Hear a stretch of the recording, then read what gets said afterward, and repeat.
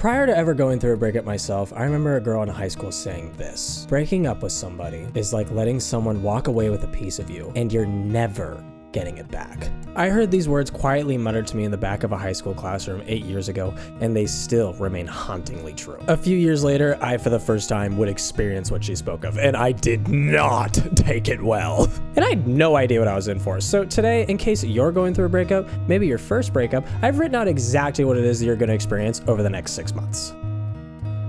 The best piece of advice that I'm going to give you throughout this whole video is what it is you need to do immediately after the breakup. You must go and write yourself a letter with all the reasons as to why it is that you broke up with them in the first place. This is so that if you're ever at a low point and you're thinking of calling that person, you can reread that letter and be reminded of how miserable you were. Read!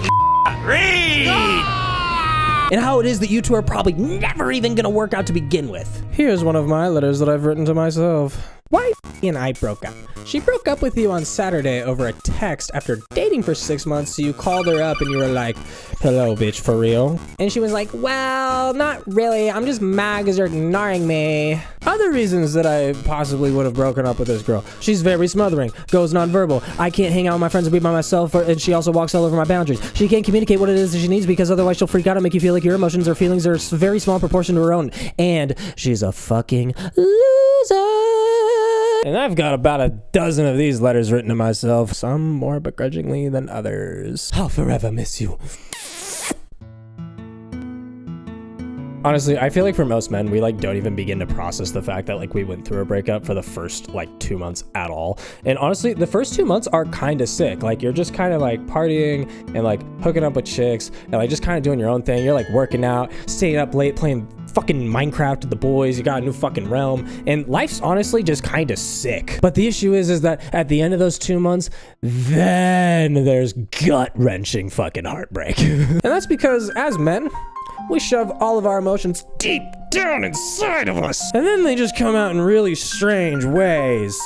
Maybe a little bit of this, or a little bit of that, or maybe even some of this. And honestly, the first 2 months wouldn't be nearly as hard as they are if nighttime didn't exist, because honestly, every single night after the first 2 months goes a little bit like this. The closet door opens. You can see red eyes glowing. Oh god, it's my internal monologue. Dylan, you're fucking gay! No, I'm not gay! Basically, what I'm trying to convey here is that, the moment you start to process, the breakup and what, really is, going on inside of your head, it's already too late. Your girlfriend, too, your ex-girlfriend now, at this point, has already moved on and is probably some other dude's new girlfriend. And the reason is because she's already spent the last 2 months up at night crying and speaking to her closet demon, and you just started. You felt nothing for the last 60 days, and you're starting from scratch, brother. And the next few months are gonna suck. You're not gonna be able to sleep. You're gonna wanna cry in public, but you won't. Thoughts of her face and body are gonna bounce around in your mind rent-free for what feels like an eternity. And you're probably gonna try to fill this void because honestly, it leaves a deep hole. Pause. And the only thing that I can recommend really is just stop the drinking. Don't do any drugs.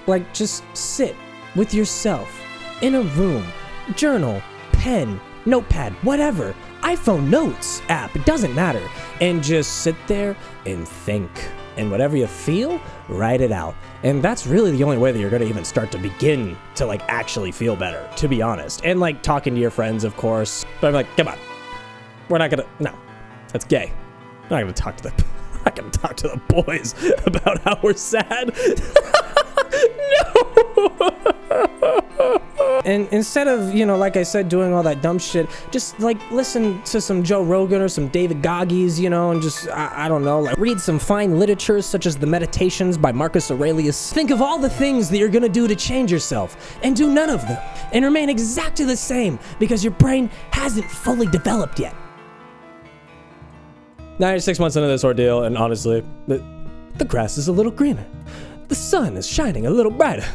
Your days are better because you're over her. You've at this point processed it, forgotten about her. She forgot about you months ago, and that's because she dealt with everything in an actually like healthy way. You know, for the most part, you know, women aren't perfect, but you know, they're definitely more emotionally intelligent than men are. And now you're fine. It's almost like it never even happened.